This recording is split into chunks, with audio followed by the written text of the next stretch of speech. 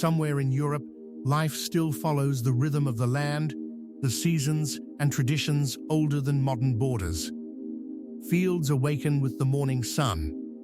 Bread comes from soil that has fed generations. Rivers carry stories older than cities.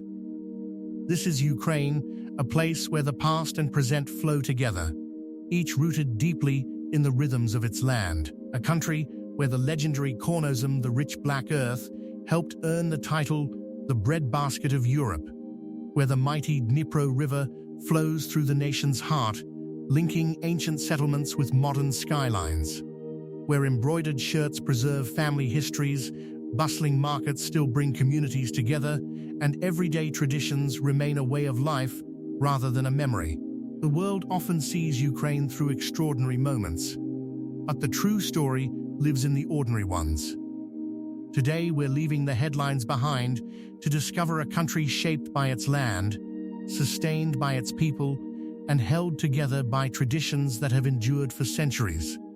The Chornosm. From the moment you enter Ukraine, one thing becomes impossible to ignore. The land seems endless. Golden wheat sways beneath an open sky. Vast sunflower fields stretch toward the horizon. From the misty forests of Polesia in the north to the warm shores of the Black Sea, the landscape unfolds like a living tapestry of green and gold. But beneath this beauty lies the reason Ukraine has shaped the history of an entire continent.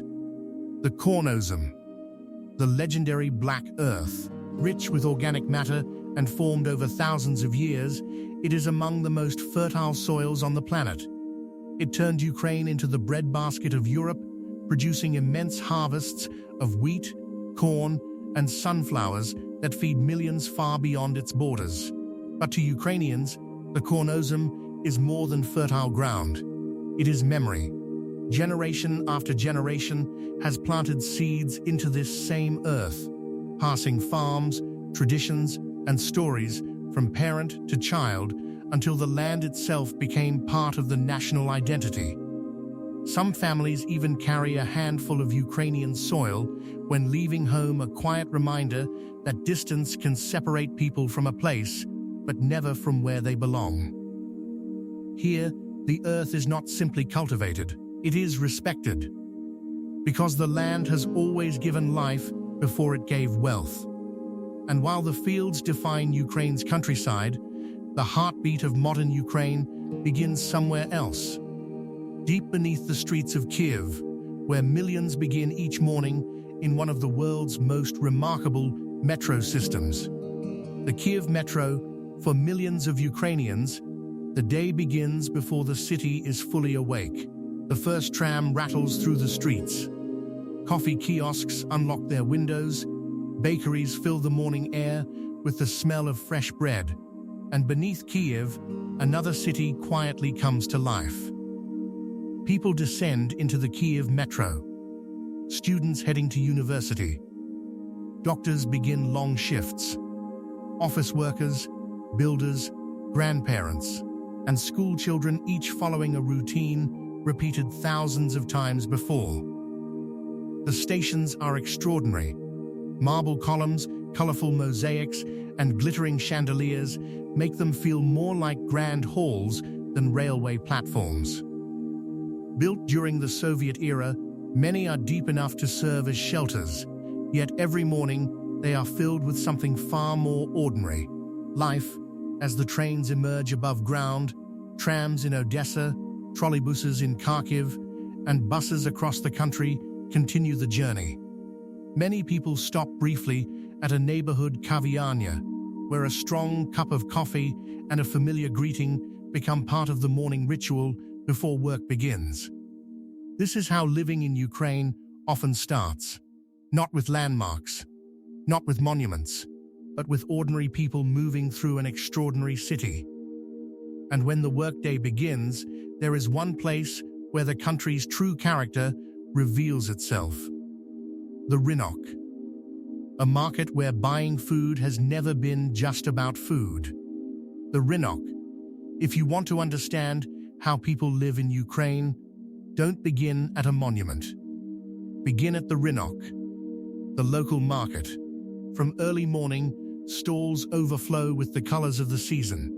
Bright tomatoes and crisp cucumbers in summer. Potatoes, pumpkins, and root vegetables in autumn. Golden honey, fragrant herbs, fresh tvarog, and brinza cheese sit beside baskets filled by farmers who often harvested everything themselves only hours before. But people don't come here only to shop. They come to connect. Regular customers greet vendors by name. Conversations drift naturally from recipes to family news. An elderly woman happily explains which herbs make the best tea or how to pickle this year's cucumbers, exactly as her mother taught her decades ago. This is where a neighborhood keeps in touch with itself. Back home, many families return to apartment courtyards that feel less like housing blocks and more like small villages. Children play together while baboozers watch from shaded benches, and neighbors pause for long games of chess or dominoes before dinner. Life here is deeply connected. But beyond the cities, that connection grows even stronger. Because in the Ukrainian countryside, the land isn't simply where people come from. It's where everyday life begins. The village leaves the city behind, and Ukraine begins to move at a different pace. Here, the morning isn't announced by traffic. It's welcomed by a rooster's call, the sound of livestock, and the first light spreading across the fields. In villages across the countryside, homes are surrounded by carefully tended gardens where families grow vegetables, fruit, and herbs for their own tables. Life follows the seasons, not the calendar, and neighbors are part of everyday life. If a fence needs repairing, a harvest needs bringing in, or someone simply needs company over a cup of tea, help is never far away.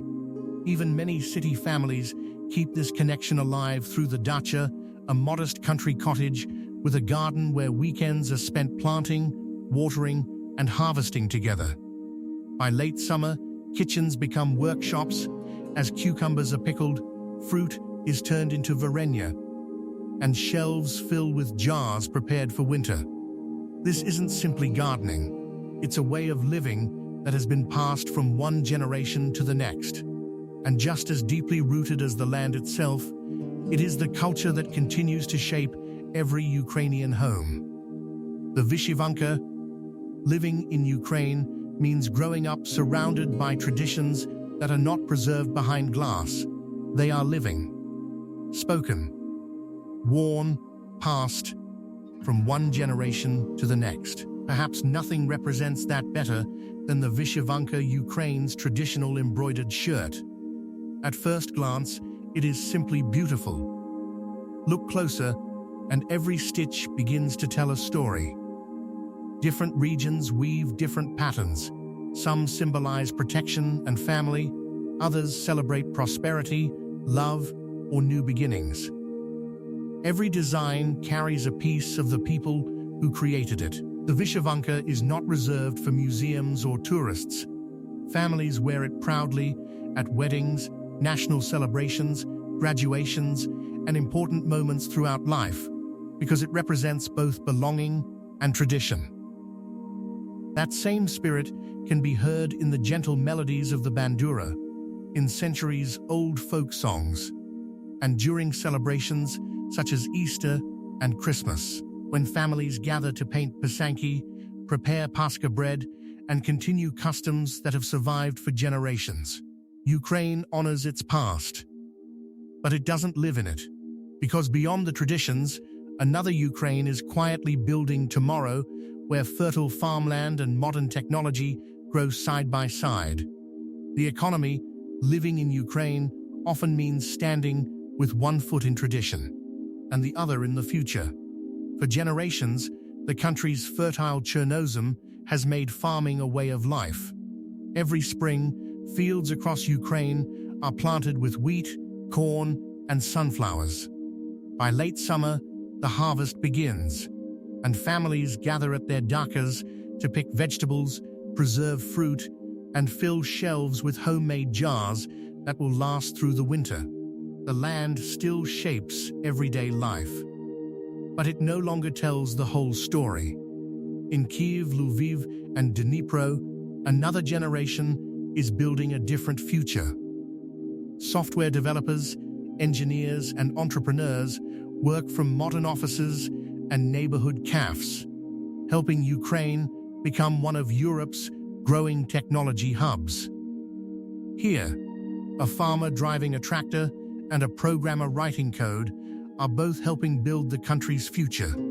Between them stand thousands of small businesses, family bakeries, repair shops, cafes, and local stores that keep communities moving through hard times and good ones alike.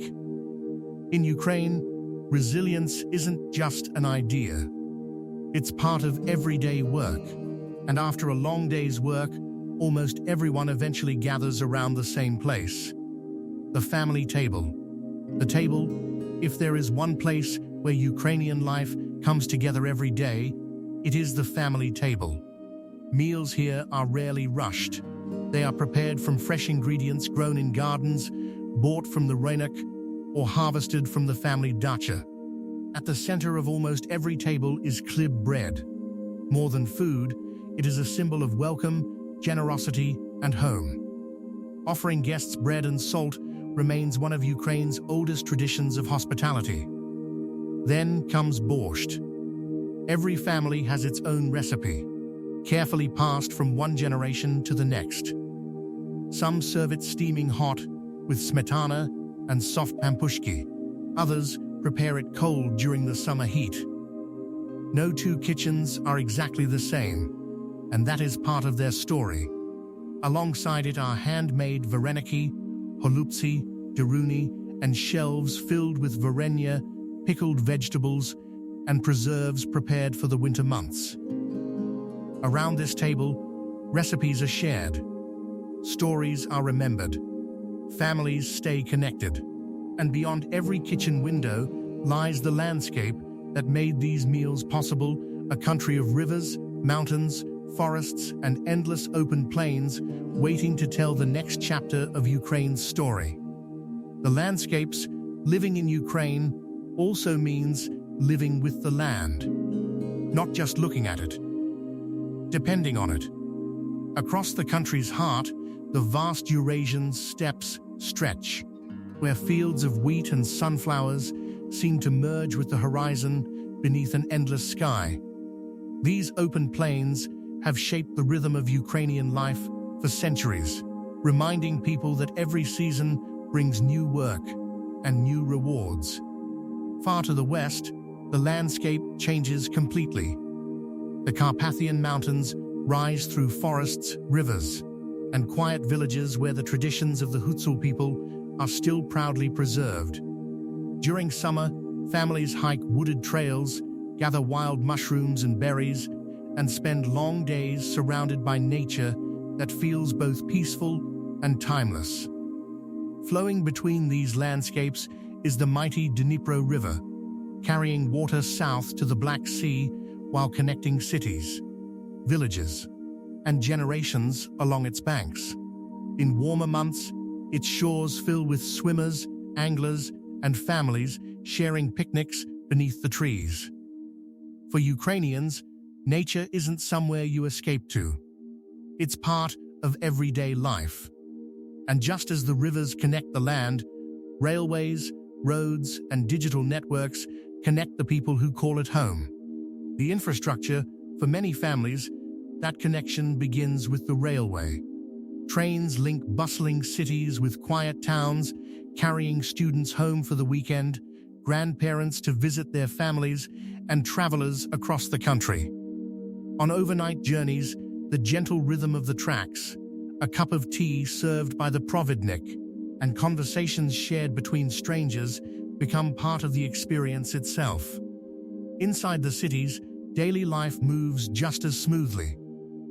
Kyiv, Kharkiv, and Dnipro rely on efficient metro systems, while trams, buses, and the familiar marshrutkas weave through every neighborhood. Passing your fare from one passenger to the next is less a rule than an unspoken act of cooperation that everyone understands.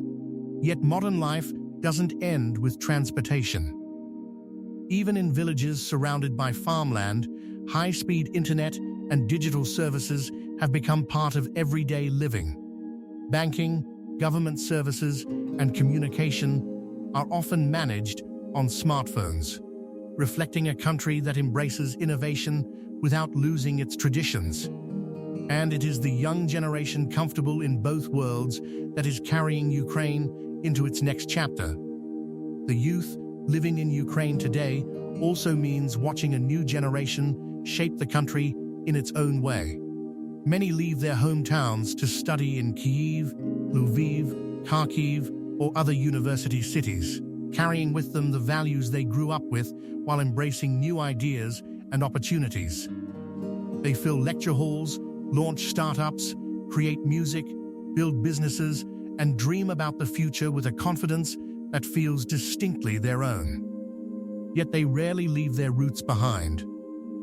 You'll see young Ukrainians wearing a vyshyvanka with the same pride they carry the latest technology. They speak their language with confidence, celebrate traditions with their families, and still return home for holidays, Sunday dinners, and village gatherings. Heritage and modern life are not competing worlds. They exist side by side. This generation has also learned resilience in ways few ever expect. They have adapted, volunteered, supported their communities, and continued moving forward without allowing uncertainty to define who they are. Because for them, living in Ukraine has never been only about the future. It has always been about protecting what matters today, while quietly building what comes next.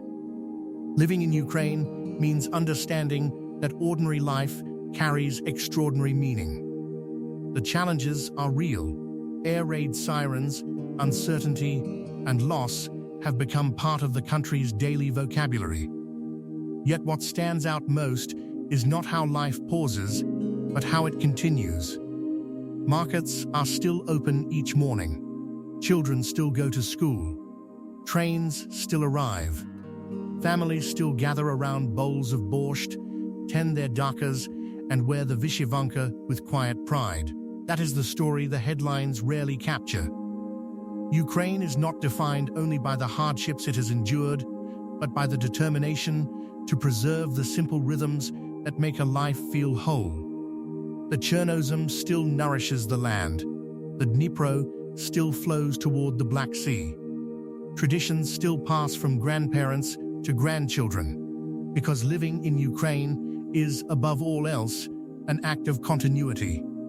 A quiet decision made every single day to keep planting, keep building, keep gathering, and keep living.